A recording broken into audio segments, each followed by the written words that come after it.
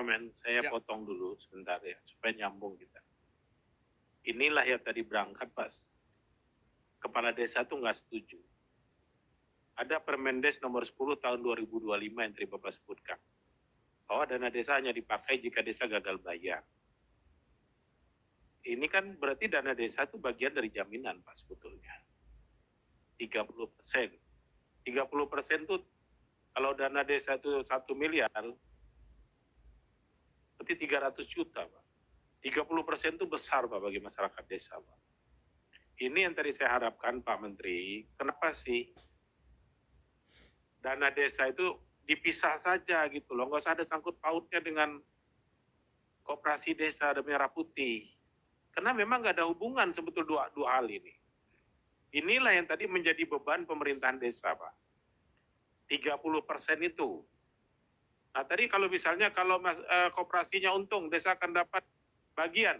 Dan memang koperasinya punya desa kok. Kalau untung ya buat masyarakat desa juga. Toh anggota koperasinya kan masyarakat desa, Pak. Ini yang kita minta dimitigasi, Pak Wamen. Kalau bisa ya, kami berharap Pak, aspirasi para kepala desa ini didengarkan oleh pemerintah, ya biarlah dana desa itu dana desa saja. Seberapapun, 1 rupiah pun jangan dijadikan jaminan untuk pinjaman yang dalam tanda kutip, Pak ya. Kan koperasi merah putih ini kan semacam kewajiban bagi masyarakat desa, Pak. Betul. Semacam kewajiban hari ini. Wajib bagi pemerintah desa untuk membangun koperasi. Nah, karena ini program pemerintah pusat, menurut saya biarlah kita yang memitigasi ini pemerintah pusat. Jangan disangkut pautkan dengan dana desa apalagi sampai 30%. Ini kita kasih PR kepada Pak Menteri untuk berbicarakan ini dengan pemerintah. Ini aspirasi masyarakat, Pak. Pak Wamen ya, Pak Wamen, untuk bisa disampaikan kepada pemerintah.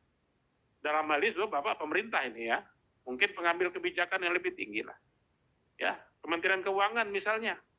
Ya kalau memang di desa ini tidak layak kita bikin koperasi, mitigasi dari pemerintah, bimbingan dari Kementerian Koperasi, tidak ada potensi apapun di sini misalnya, jangan dibikin koperasi. Nah saya takut Pak nanti pengajuan untuk menjadi koperasi, kemudian dikasih pinjaman dan seterusnya, potensi tidak ada, akhirnya menjadi beban dari dana desa. Ini yang saya bilang tadi, jangan bikin masalah baru dari sekian carut marut persoalan desa yang belum selesai. Saya persilahkan Pak Wamen lanjut. Terima kasih Pak Ketua. Jadi saya semangatnya sama Pak Ketua, sejak proses pembutuhan ini saya sangat concern, sangat serius, bahkan ikut memberikan masukan-masukan rekomendasi dan juga berkeberatan terkait penggunaan dana desa. Justru awalnya Pak Ketua, awalnya itu diharapkan dapat dukungan penuh dari dana desa. Kami dengan Pak Menteri terus melakukan negosiasi dengan Kementerian Keuangan bahwa aspirasi kami di bawah tidak setuju apabila dana desa digunakan. Alhamdulillah tidak menggunakan dana desa tapi menggunakan dari Bank Himbara untuk plafon. Dan alhamdulillah juga semua bentuknya plafon kredit. Tidak langsung serta-merta dikasih dalam bentuk 3 miliar. Jadi memang dimulai dari yang kecil, dari 100 atau 50 juta bertahap.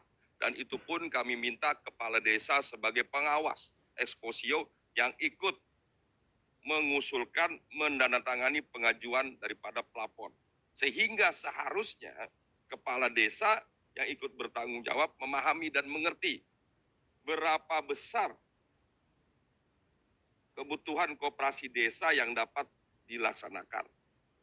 Jadi dengan demikian kami meyakini harusnya koperasi desa ini dapat membantu daripada masyarakat desa, meningkatkan pertumbuhan ekonomi, membuka lapangan pekerjaan dan produktivitas. Jadi sekali lagi sudah kami kurangi semua Pak Ketua, supaya tidak. Alhamdulillah ini tadinya juga mau diblokir, kami tidak sepakat. Jadi tidak diblokir. Dana desa yang ada silakan tetap digunakan melalui proses musyawarah desa. Jadi untuk anggaran 2025 tidak diganggu oleh kepentingan koperasi desa. Dan dana desa sudah diputuskan melalui musyawarah desa 2024 dan akan dilaksanakan 2025. Dan penggunaan dana desa di tahun ini menggunakan dana himbara.